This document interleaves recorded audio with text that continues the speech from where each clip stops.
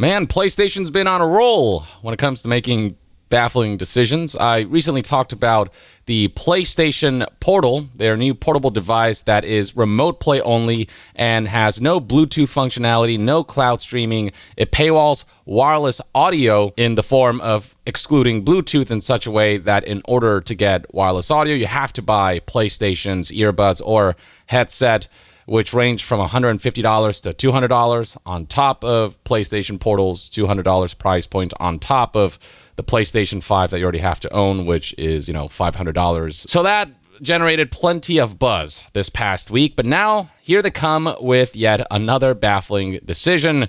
The price hike of PlayStation Plus that is substantial and gives nothing in return. And this was relayed by PlayStation itself via the following blog post discussing the upcoming monthly PlayStation Plus games. And they kind of tried to sneak this in at the very bottom of this blog post. They tried to relay this information pretty low key. And they said, we also wanted to let you know that starting September 6th, we'll be increasing the price of PlayStation Plus 12-month subscriptions globally across all benefit plans. Here are the new prices. It's now $80 to get PlayStation Plus Essential for a year.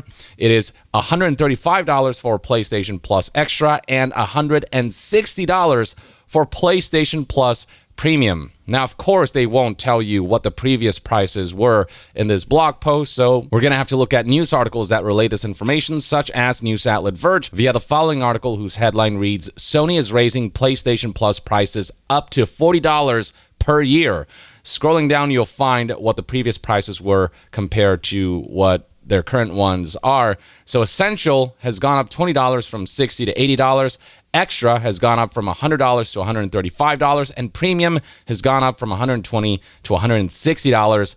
That is roughly a 35% price hike across the board. And you might be thinking, well, surely Sony must have some extra goodies to offer for this price hike, given how much of a price hike it is.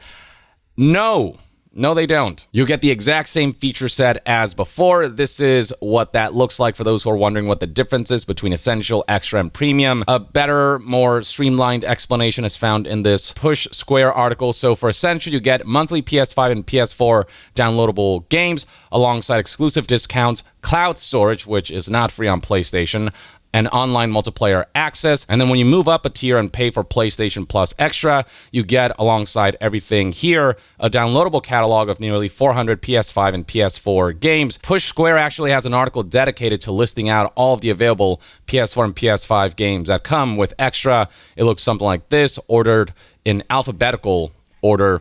So you can take a look at that if you're interested. And then last but not least, we got Premium, which on top of everything offered by Essential and Extra, it also adds PlayStation 3 game streaming, as well as download and streaming for PS1, PS2, and PSP video games. It is essentially PlayStation's version of Virtual Console that's added on top of all of the other benefits that come with the previous tiers. Premium members are also offered time-limited game trials. I don't know how beneficial that's proven to be to those who are in this tier. This multi-tiered setup for PlayStation Plus was somewhat controversial when it was first announced, especially at the price points that they were being offered.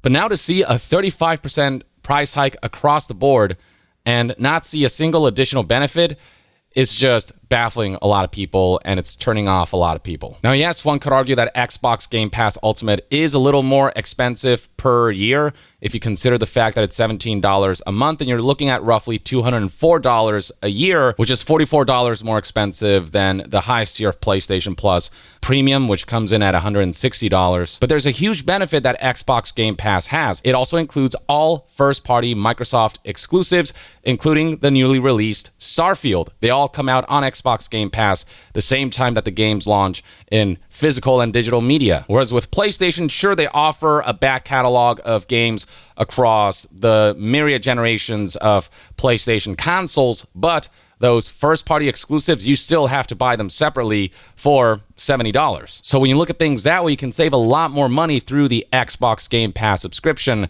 compared to PlayStation setup. And also keep in mind that you don't have to pay $17 a month for Xbox Game Pass Ultimate. You can also just get regular Game Pass for just Xbox, which is $11. This says a year. I think that's a typo. It's $11 a month.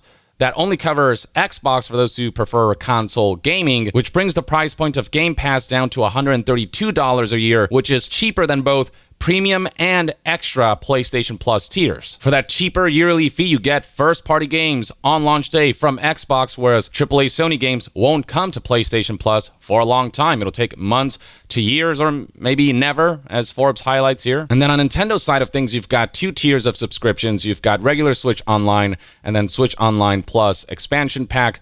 Switch Online offers online play and then virtual console games for NES, SNES, and Game Boy, as well as cloud saves, among other benefits. And then the expansion pack offers virtual console games for N64, Game Boy Advance, and Sega Genesis, as well as other benefits for some of Nintendo's games. Nintendo's offering comes in significantly cheaper at $20 a year for regular Switch Online and $50 a year for the expansion pack. And you can greatly benefit if you get the family plan that allows you to have up to 8 people on an account for $35 a year for Switch Online and $80 a year for Switch Online Plus expansion pack. If you divvy this up among a group of friends or among family members, you can pay, pennies compared to what you'd pay for Xbox and PlayStation subscriptions. Though one could argue that Nintendo's offering here is nowhere near as substantial as the catalog of games offered by PlayStation Plus, and especially the catalog of games offered by Xbox Game Pass with its first-party game releases. Now, back in June of 2023, Xbox did also raise their subscription prices.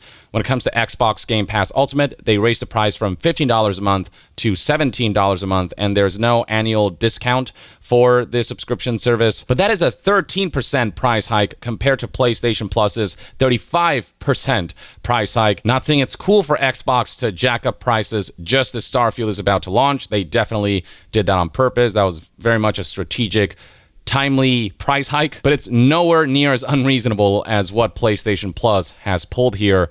And yeah, the internet is not happy at all. But naturally, investors ate this up and loved this, as following the announcement of the PlayStation Plus price hike, Sony shares gained as much as 3.4% in Tokyo on Friday as of the publishing of this article from a few days back, August 31st, 2023. And this would explain why back in early August, during a financial briefing, Sony came out and said that they've decided to stop disclosing PlayStation Plus subscriber numbers at their financial results briefings. They said they're looking at ways to continue to make PlayStation Plus grow and be more attractive.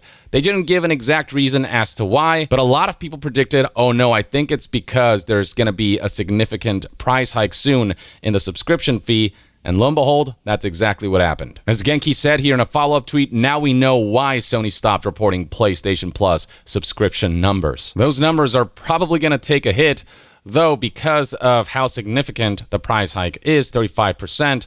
Maybe that'll be enough to offset the loss of subscriptions. I don't know how this is all going to pan out and how much it's going to negatively impact PlayStation Plus subscription numbers, but it certainly does make PlayStation Plus a lot less appealing and a lot less accessible. And there are plenty of people online highlighting just how expensive the PlayStation ecosystem has become. The PlayStation 5 by itself is $400 to $500. Then you've got the PSVR 2, which is $550 more expensive than the base console. You've got PlayStation Portal, which is $200, that requires you to get a headset or earbuds from PlayStation, which are $150 to $200. You've got PlayStation Plus with a $35 price hike. You've got PlayStation first-party games being priced at $70 MSRP. Being a part of the PlayStation ecosystem is just getting more and more expensive. And with PlayStation Plus getting a 35% price hike while adding nothing. Not sure what Sony is thinking, says Okami Games, and that's a sentiment that a lot of people share. It's true that subscription prices have been going up across the board, but it's normally like 10% or less. And then beyond that, it doesn't help matters that PlayStation Plus's monthly game offerings have not been particularly compelling. September 2023's monthly games include the critically panned Saints Row. You've got Black Desert Traveler Edition and Generation Zero, like just nothing to make up for the bombshell of a price hike that they suddenly dropped out of the blue. And keep in mind that you need PlayStation Plus Essential. I mean, they straight up call it Essential to be able to access basic features like online multiplayer gameplay, cloud storage, among other features. And that's $80 a year now. $60 a year to be able to play online was expensive enough as it was. For that to be $20 more expensive, is just insane. And so the backlash across social media and forums has been pretty swift and intense. Here's somebody saying PlayStation Plus price increase is a scam. Monthly free games keep getting worse for both Essential and Extra. They've literally been removing exclusives from PlayStation Plus Extra, and now they want to ask for even more money. What a joke, Sony. Right here, we have a tweet from Wario64 reporting on the price hike, and scrolling down the comment section, you can see we got folks like Lance McDonald, who's a prominent modder, saying, yeah, I'm out, canceling his subscription, and plenty of people just expressing bafflement and disdain at this move from Sony. And just about any comment section you go to looks like this. It's no different if you go to Reddit, where you'll find threads like these on the official PlayStation Plus subreddit, where people are discussing this sudden price hike and are not saying nice things about it. $40 increase is trash. That's so much. A 35% price increase for Extra, announced along with a trash tier list of games so they can continue to bring quote-unquote high-quality games. Fuck right off. Raising the price this much and announcing Saints Row as a monthly game. Frickin' delusional. LOL. So on and so forth. And if you go to articles reporting on this, like The Verge here, the comment sections have pretty much the same sentiments to echo and share. This is just trash, and their reasoning is explained here. Scrolling further down, not sure I'll renew for this. A lot of people are just going to cancel their subscription. I'm smelling another PlayStation 3 debacle coming on. Sony has become so arrogant, etc., etc. And then you've got IGN, which has one of the most active comment sections. You can see right here 2.6 thousand comments from their coverage of Sony raising prices of PlayStation Plus 12-month subscriptions. And scrolling down, you can see that it's impossible to find anyone who really has anything positive to say about all this, anything defensible about all this. There's nobody really able to justify this price hike that is just so high, so ludicrous, and what a steep climb it is. It'd be one thing if it was like a $10 increase, and even that you'll have difficulty justifying if you don't give people something. You know, Xbox did get some backlash for increasing their monthly Game Pass Ultimate fee from $15 to $17, but because Game Pass gives so much, it wasn't nearly as bad with PlayStation Plus, again, without offering those first-party games at launch and increasing the subscription fee by 35%, whereas the Xbox Game Pass Ultimate price hike was, 13%.